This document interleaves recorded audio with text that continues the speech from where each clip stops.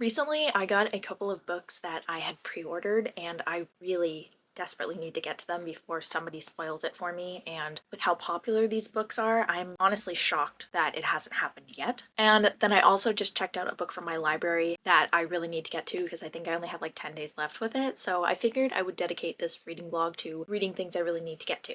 So first off, of course, I have Sunrise on the Reaping by Suzanne Collins. This is one that I mean, obviously, you kind of know who's gonna win the games. And if you don't, maybe you should go and read The Hunger Games and then read the synopsis for this, and then come back and we'll talk. I have been afraid to read anything or watch any video with this in it because I do not want to be spoiled. And before I go any further, I promise you I am not going to spoil anything from this book. I always do spoiler-free reading vlogs, so you're safe here. So in other words, I really badly need to get to this one. It is definitely a priority for the next week. Then I also have the third book to the Butcher and Blackbird trilogy. Now, do you say scythe or scythe? Because I say scythe, but I feel like I've heard other people say scythe. So you tell me, what do you say? But I say Scythe and Sparrow. Maybe I'm saying that wrong completely and it's like Sith or something like that. I don't know. But anyway, I really need to get to this one. Once again, super popular book, and somehow I have not been spoiled for it yet. And I'd like to keep it that way, so I figured I should really prioritize it and read it this week. I also just cannot wait to find out what happens to two certain characters. And then the book that I checked out from my library is The Body Keeps the Score. This one was actually recommended to me by my therapist, and I put it on a hold like a few weeks ago or like a month ago or so, and I've been waiting obviously a little while to get my hands on it, so now that I finally received it, I really need to read it. I promised her that I would,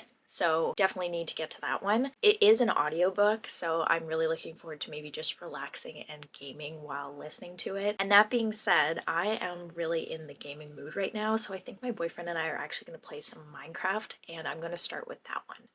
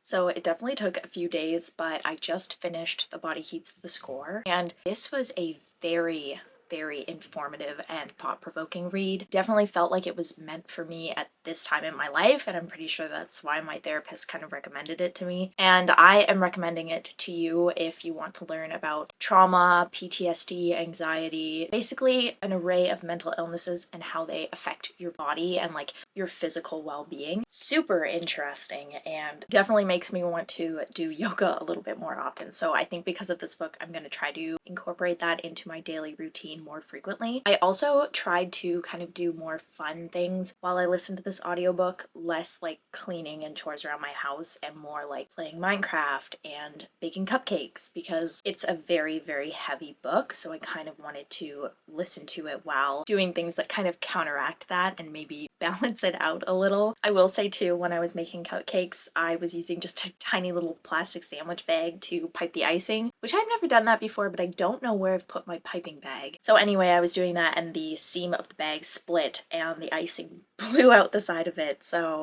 that was definitely a huge fail, but I had to laugh at myself and it still tasted delicious. So I mean, who cares at the end of the day, right? But anyway, definitely a very good read. I don't think I'm going to rate it just because it feels like one of those things that's like kind of wrong to rate. It's not an autobiography, but this man is talking a lot about his clients' life experiences and traumas and histories of abuse and stuff. It just doesn't feel right to me to rate that. I don't feel comfortable rating that. Super cool if somebody else does, but just not me.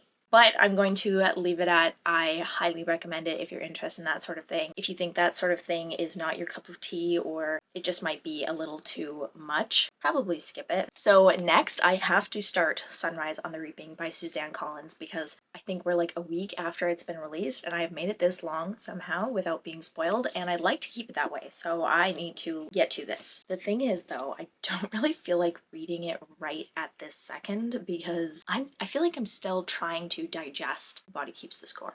And this would feel like a very awkward thing to kind of jump into right afterwards. So I think I'm going to save it for tomorrow and hopefully start it then.